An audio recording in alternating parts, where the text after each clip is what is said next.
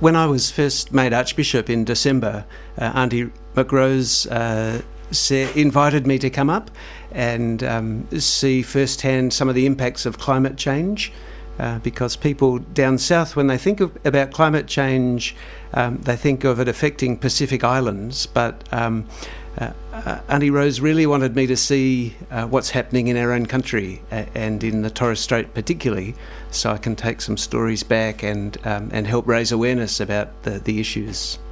I think seeing for myself just how serious the issue is in some places and the damage that's been done, but also the struggle of people to get people to listen, and particularly government to commit to proper funding to help with programs like the seawalls and the sandbags, and to do that properly. But also I think people are so sad about what's happening and can't understand why no one seems willing to do some things about it. What stories were you hearing on the ground when you visited? I understand you went out to Purma and Masig? That's right.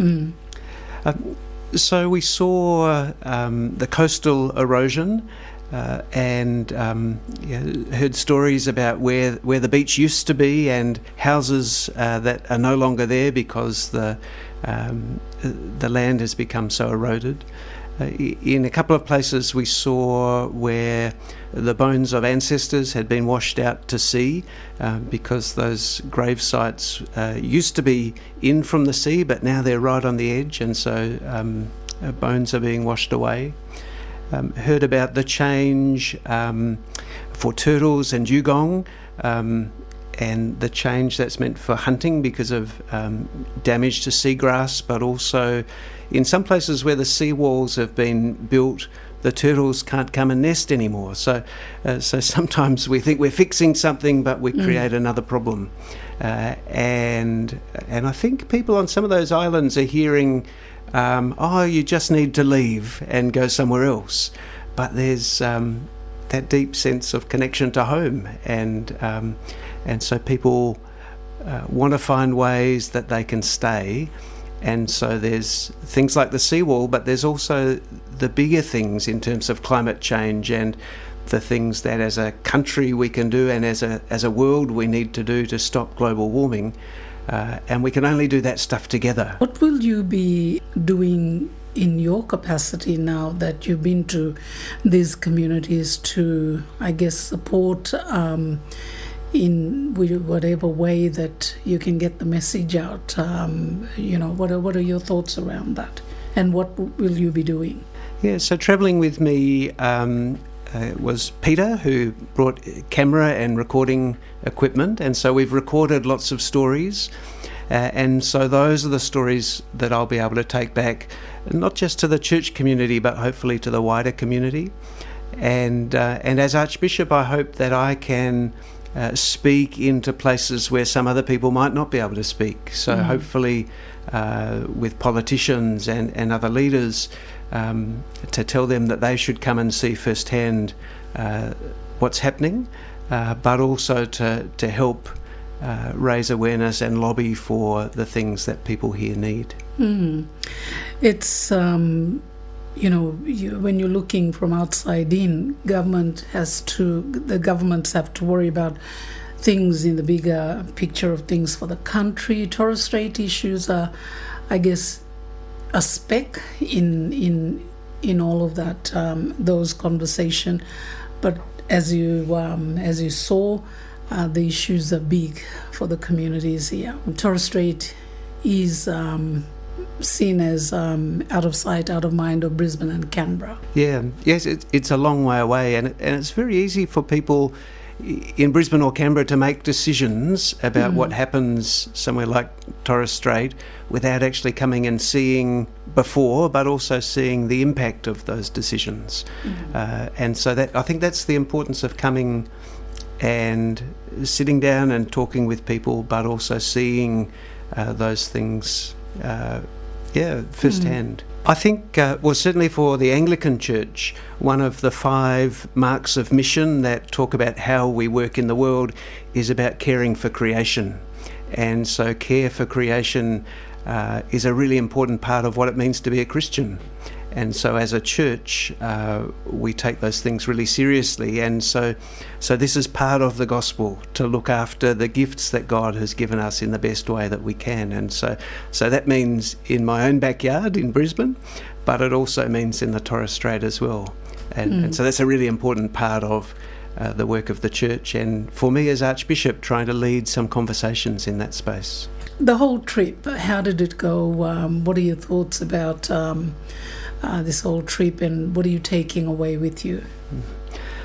I found it incredibly moving, and when we were saying goodbye on Massig, I was taken a bit by surprise at how emotional I was, and shed some tears because I could see the passion of the people there to make things different, and their deep love for their island and for their homes. And so those are the things that will stay with me.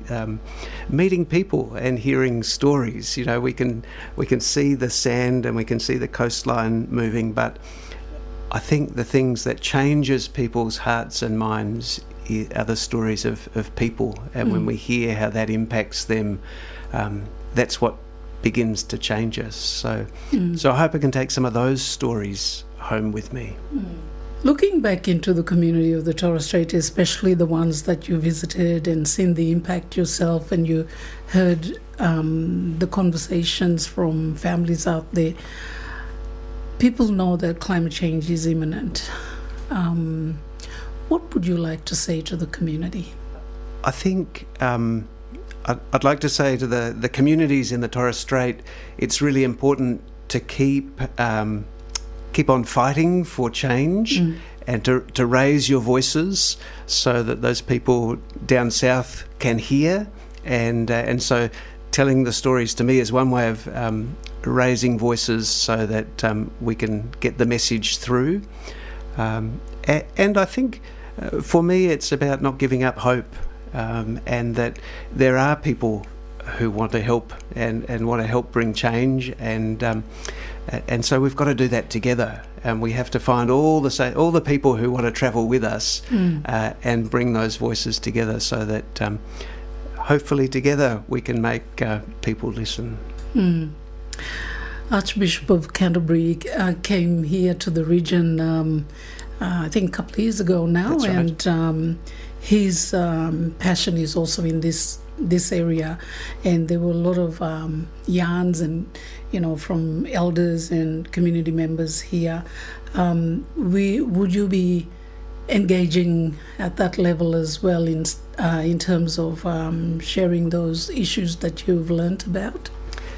Yeah, I hope so. I saw the tree that the Archbishop of Canterbury planted in front of the church yesterday, so that gives me a good excuse to be in contact with him and say, I've seen the tree that you planted, it's now much bigger, but the issues are still really important, and the Archbishop of Canterbury certainly has ways of talking to people at his level as well, and so I can encourage those conversations to keep going, and I can try and talk to people in my circles as well.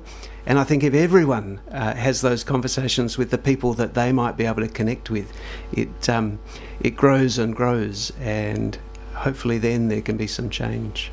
Archbishop Bigeso for coming on the program today, and you've got you're on the tail end, and where to after this?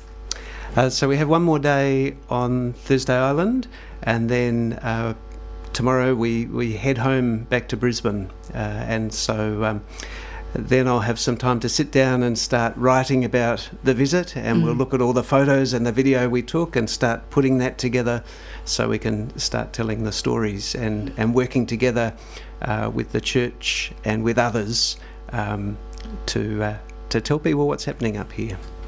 Bigeso for coming into radio for MW. Eso.